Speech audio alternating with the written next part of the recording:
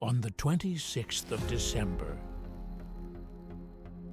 On the 26th of December, 1900, a relief keeper named Joseph Moore climbed 160 stone steps toward a lighthouse on a barren island in the North Atlantic.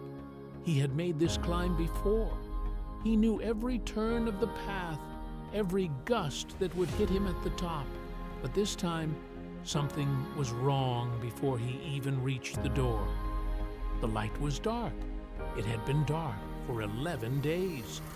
Inside, he found a kitchen frozen mid-motion, a chair lying on its side, a clock that had stopped ticking, a meal half prepared that no one would ever finish, and nowhere, not in the lighthouse, not on the cliffs, not anywhere on the island, were the three men who were supposed to be there. They were never found, not their bodies, not a note, not a single clue that fully explains what happened to them. And over a century later, the case of the Flannan Isles Lighthouse Keepers remains one of the strangest disappearances in maritime history. This is that story. To understand how three experienced men could vanish without a trace, you have to understand where they were standing when it happened, because the location itself is part of the mystery. The Flannan Isles are a scattering of small rocky islands about 20 miles west of the Isle of Lewis, off the northwest coast of Scotland. They sit fully exposed to the open Atlantic, with nothing between them and Canada but thousands of miles of ocean. Local fishermen had avoided the islands for generations, not because of the terrain, but because of what they believed lived there. The islands were named for Saint Flannan, a 7th century monk, and sailors treated them as sacred, even haunted ground. Some refused to say the island's name out loud while at sea. Others believed the little people, the spirits tied to the old Celtic world, still claimed the rocks as their own. Superstition aside, the real danger was purely physical. The seas around the islands are notoriously violent, riddled with currents that have wrecked ships for centuries. That was exactly why, in 1899, the Northern Lighthouse Board finished construction of a lighthouse on the largest of the islands, known as Eilean Mor, Big Island in Gaelic. It was a serious piece of engineering, a 23-meter tower built to survive Atlantic storms and guide ships safely past the rocks. 3 keepers were assigned to live and work there at all times on a rotating schedule. 2 would remain on the island for weeks at a stretch, while 1 rotated back to the mainland for rest. It was isolating work, long stretches with only each other for company, cut off from the world except for supply visits by ship. In December 1900, the men on duty were James Ducat, the principal keeper, 43 years old, with more than 2 decades of lighthouse experience. He had a wife and children waiting for him on the Isle of Lewis. Thomas Marshall, the second assistant, younger but well-regarded, and known for being careful and methodical in his duties, and Donald McArthur, an occasional keeper, filling in for the regular first assistant, William Ross, who was on sick leave at the time. These were not inexperienced men. They were not reckless. Lighthouse keeping in that era demanded discipline. Logs had to be kept precisely, duties performed on schedule, and the light itself never allowed to fail because ships' lives depended on it. Nothing in their records and nothing in how they had been living suggested anything was wrong. There was no indication of conflict between them, no sign that any of them intended to leave their post, which is exactly what makes what happened next so difficult to explain.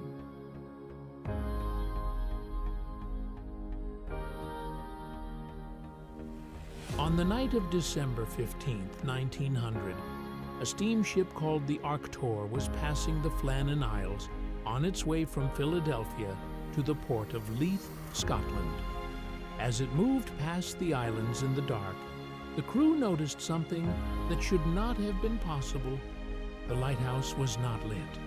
A functioning lighthouse unlit was effectively an alarm bell in disguise. It meant something had gone wrong, a mechanical failure, or something worse. But the Arch Tour was not scheduled to stop and had no way to investigate. The crew noted what they'd seen and continued on. It would be 3 more days before that ship docked at Leith, and someone finally reported the dark light to the Northern Lighthouse Board. Even then, nothing happened immediately. The relief ship that served the Flannan Isles, the Hesperus, was already scheduled for a routine visit. But poor weather delayed its journey for over a week. It wasn't until December 26th, 11 days after the Arch Tour first noticed the darkness, that the Hesperus, under Captain Jim Harvey, finally approached Ailing Moor. What the crew saw as they neared the island unsettled them before they'd even landed. No flag was raised to greet them, a standard courtesy the keepers always extended to visiting ships. No supply boxes had been left out for exchange, as was routine. No one came down to the landing to meet them at all. For men used to the strict discipline of lighthouse life, this silence was itself a warning sign. Captain Harvey ordered a signal flare, and the ship's horn sounded across the water. Nothing responded. No movement, no light. Nothing but wind and waves against the rocks. A small boat was lowered, and relief keeper Joseph Moore, a man who knew the 3 missing keepers personally, volunteered to go ashore alone to investigate. He climbed the steep path toward the lighthouse. The entrance gate was closed, the main door was closed. Inside, everything appeared, at first glance, orderly, almost untouched. But as he moved through the building, the wrongness of it became clear. The beds were unmade. A chair in the kitchen lay overturned on the floor. A meal had been set on the table and never eaten. The kitchen clock had stopped, and in a cage in the kitchen, the only living thing Moore found in the entire lighthouse was a canary, kept presumably as company through the long isolated months. Moore searched the tower and the surrounding buildings. There was no sign of James Ducat, Thomas Marshall, or Donald McArthur. He returned, shaken, to the Hesperus to report what he'd found, and 2 more crewmen went ashore for a closer search. They discovered something curious about the state of the lighthouse equipment. The lamps had been fully cleaned and refilled with oil, meaning at least part of the keeper's regular duties had been completed. But they also found a set of oilskins, heavy waterproof outerwear, left behind. In weather rough enough to be dangerous on that coastline, no experienced keeper would leave the lighthouse without them. Yet, one of the 3 men apparently had. The search of the island itself turned up nothing. No bodies washed ashore on the rocks. No signs of a struggle. No evidence of where the men had gone or what had taken them. If the physical scene inside the lighthouse was strange, the written record left behind by the keepers was, in some ways, even stranger. The last confirmed, fully completed log entries were dated December 13th.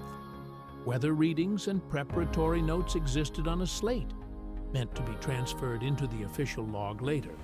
For the morning of December 15th, including barometer and thermometer readings taken around 9 a.m. This detail matters enormously to investigators because it tells us the men were alive, alert, and performing their duties as late as that Saturday morning. The lamp had been prepared, the forenoon work completed. Everything, right up until that point, indicated an entirely normal day. Then nothing. No entry for the evening, no note of an emergency, no indication in the official record that anything at all was wrong, until the record simply stops.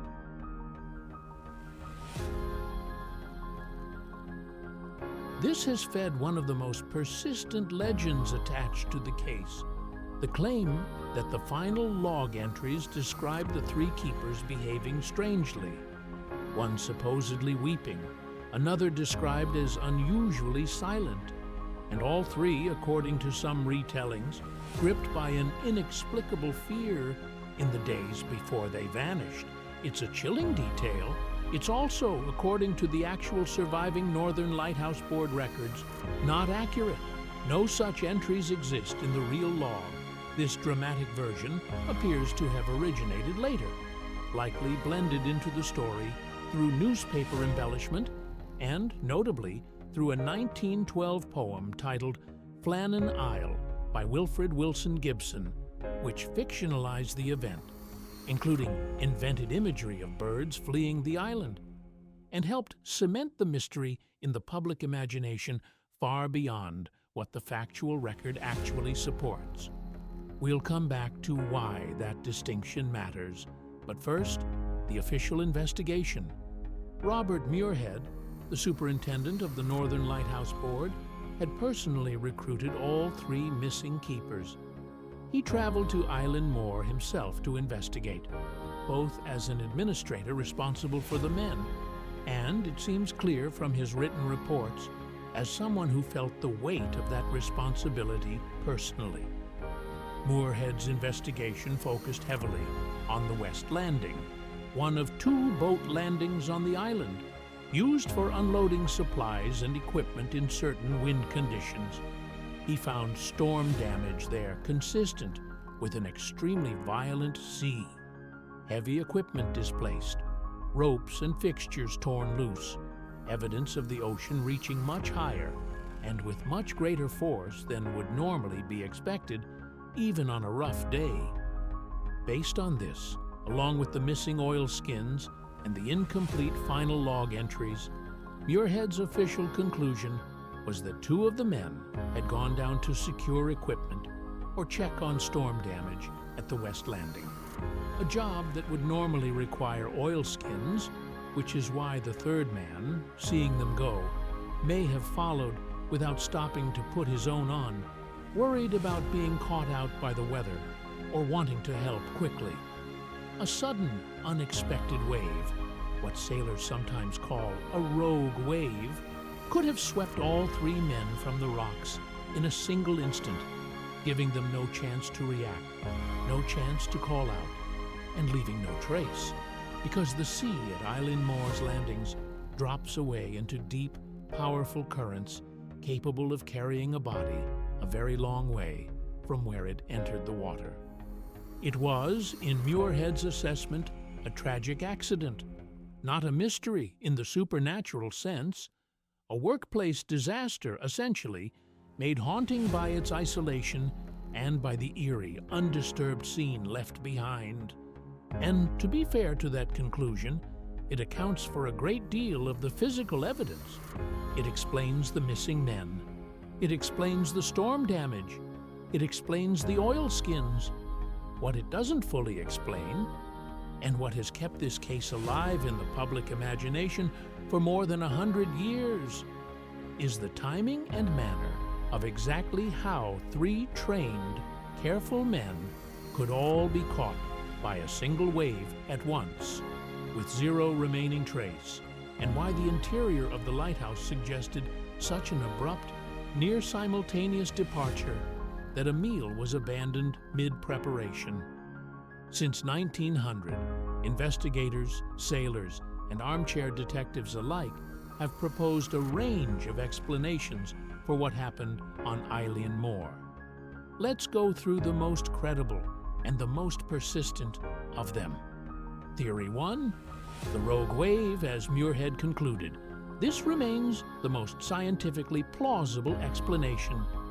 The West Landing sits in a location genuinely vulnerable to freak waves.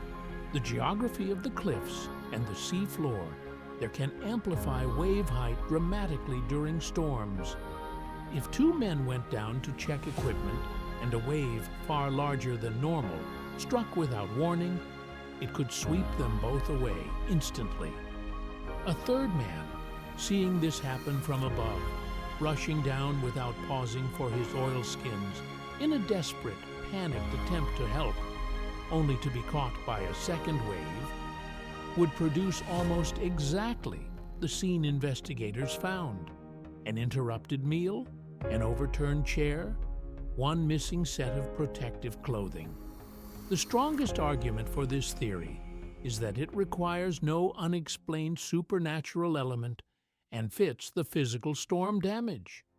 The weakest point is the sheer improbability of all three trained, safety-conscious men being lost in immediate succession, with a chair going over as if someone stood up suddenly inside the building itself before anyone had even gone outside. Theory 2, a violent conflict between the keepers. This theory suggests that isolation, stress, or a personal dispute escalated into violence between the men, resulting in one or more deaths and the disappearance, deliberate or accidental, of the survivor. Proponents point to the psychological pressure of the job, weeks of confinement with the same two people, no outside contact, harsh conditions. However, this theory has significant weaknesses. There is no historical record of any tension between Ducat, Marshall, and McArthur. Character references from those who knew them describe steady, professional men. And critically, this theory struggles to explain the storm damage at the West Landing, which existed independently of anything happening inside the lighthouse. Theory 3, a passing ship or foreign vessel. Some have speculated that the keepers were taken, willingly or by force, by a passing vessel, possibly involved in something illicit like smuggling, and that the scene inside the lighthouse was staged or simply abandoned in haste. This theory has essentially no supporting evidence.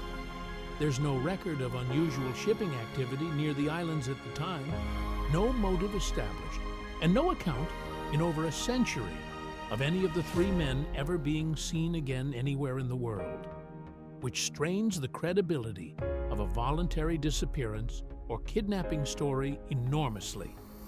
Theory 4, a foreign object or sea monster.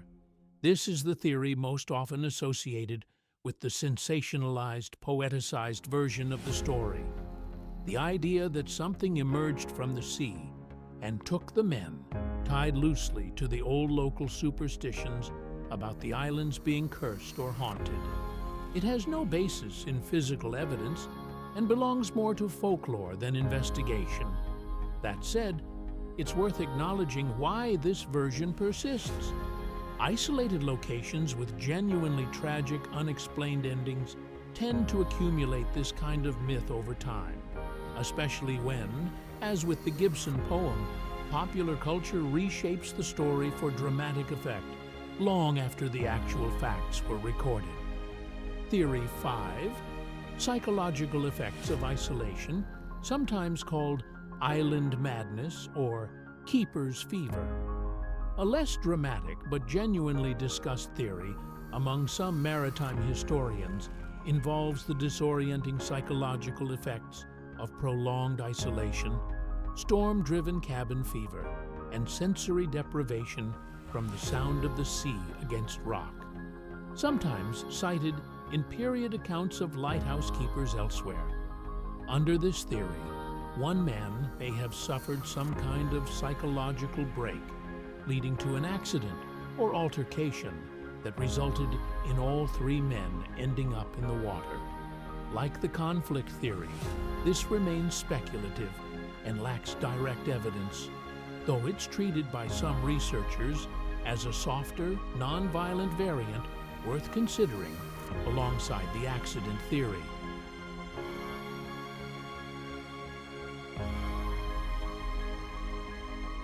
When you line these up, the accident theory, Muirhead's original conclusion, remains the one best supported by physical evidence, but it has never fully satisfied because of how complete the disappearance was.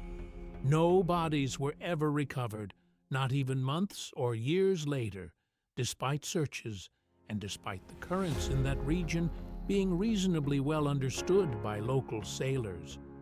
In almost every other maritime accident of the era, at least partial remains, personal effects, or equipment eventually surfaced somewhere along the coastline. Here, nothing. Not a boot, not a piece of clothing, not a single confirmed trace. That absence, more than any single clue, is what keeps the Flannan Isles case alive as a genuine unsolved mystery, rather than simply a sad, explained accident. The lighthouse was not left dark for long. New keepers were assigned, and Eileen Moore continued its work guiding ships safely past the Flannan Isles for decades afterward.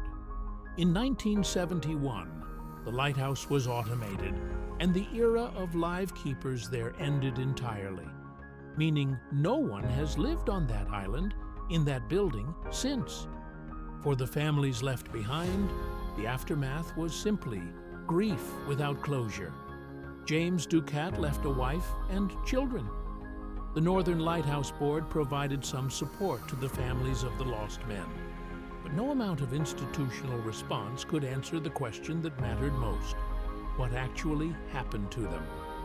The story spread quickly through British newspapers in early 1901, and within just over a decade, Wilfred Wilson Gibson's poem had transformed a tragic workplace accident into something closer to legend, introducing invented imagery that many people today still believe was part of the original record. It's a useful reminder of how quickly a real tragedy can be reshaped by storytelling into something the original witnesses would barely recognize. In 2018, more than a century after the disappearance, a memorial was unveiled in Brestcleat on the Isle of Lewis, the community the keepers called home when off duty, designed by James Crawford, showing a bronze wave sweeping over a sandstone lighthouse. It was unveiled by Christina McLean, a cousin of Donald McArthur, connecting the story back to the real families who lived with this loss for generations, long after the mystery had become public entertainment for everyone else. That memorial is worth sitting with for a moment, because for us, this is a story, a mystery to explore, theories to weigh, a hook to open a video with. For the people of Brestcleat, it was 3 neighbors who went to work one December and never came home. More than 120 years later, the Flannan Isles Lighthouse still stands on Eilean Moor, automated now, unmanned, doing the same job it did in 1900, warning ships away from rocks that have claimed more than their share of victims, but it no longer has to keep anyone company through the long Atlantic winters. No one has to face that isolation, that darkness, that violent, unpredictable sea, alone at the edge of the world. We may never know with certainty what happened to James Ducat, Thomas Marshall, and Donald McArthur in the final hours of December 15, 1900. The most likely explanation remains a devastating freak accident. 3 careful men undone in seconds by a sea that has swallowed sailors for as long as ships have sailed these waters. But the completeness of their disappearance, no bodies, no trace, only an overturned chair and an unfinished meal, is what has kept this story alive for well over a century, and what will likely keep people telling it for a century more. If you found this as unsettling as I did putting it together, let me know what you think really happened down at that landing, and subscribe, because next time we're going somewhere just as remote and just as unexplained.